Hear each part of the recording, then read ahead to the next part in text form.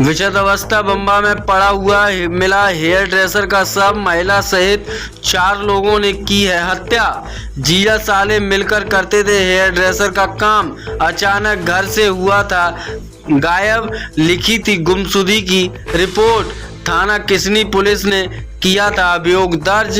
Postmortem report Kannauj जिले के थाना इंदरगढ़ गांव कटार बम्बा की पुलिया लावारिस शव, 2 जनपदों की पुलिस जांच में उलझा पीड़ित।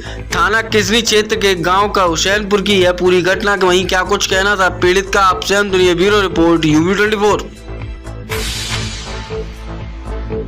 पूरा क्या नाम है आपका?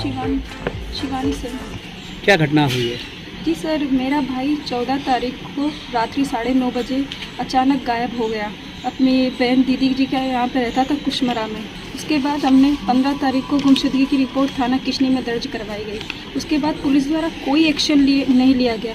हमने अपने स्तर पे ही अपने भाई को ढूंढा, उसके जगह जगह पोस्टर चौराहे पे चिपकाए गए। तभी 18 तारीख को हमने एक न्यूज़पेपर में एक संदिग्ध लाश जो कि लावारिस मृत अवस्था में शत अवस्था में हमें पाई गई मिली, वहाँ पर अखबार में हमने पढ़ा। तब हमारे पिताजी बालक राम द्वारा उस लावारिस लाश के संबंध में जानकारी जुटाई गई। तब चौकी खड़नी में जाकर उसके पहचान से संबंधित जो दस्तावेज या कागज़ जो भी थे उसकी पहचान से संबंधित चीज़ों को व्हाट्सएप पे मंगवाया गया। तब हमें हमारा भाई, जिसने हाथ में एक मोटा कड़ा और एक के नाम शब्द गुदा हुआ था, उस आधार पर हमने हमारे भाई को पहचाना कि हमारा भाई। उसी रात्रि हम मोर्चरी जिला अस्पताल कन्नौज मोर्चरी में गए।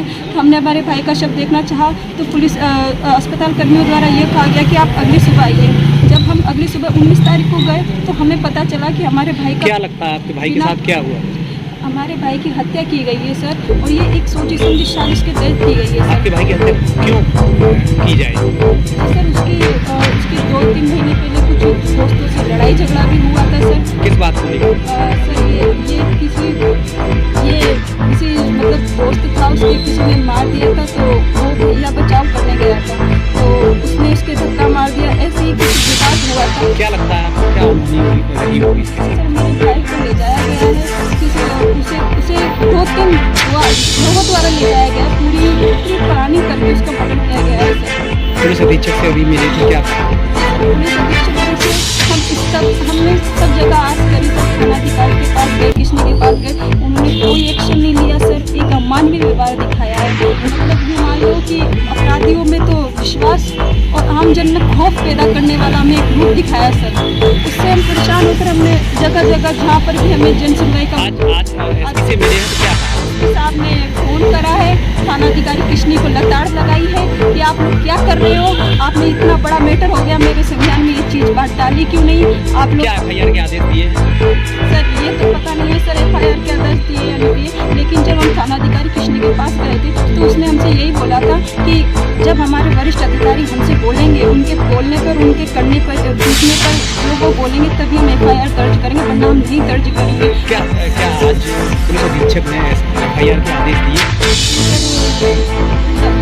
पता नहीं सर, ये तो लिखा है उन्होंने कुछ, ये हम लिख सकते, लेकिन उन्होंने लताड़ क्यों लगाई है थानाधिकारी को? और जब आज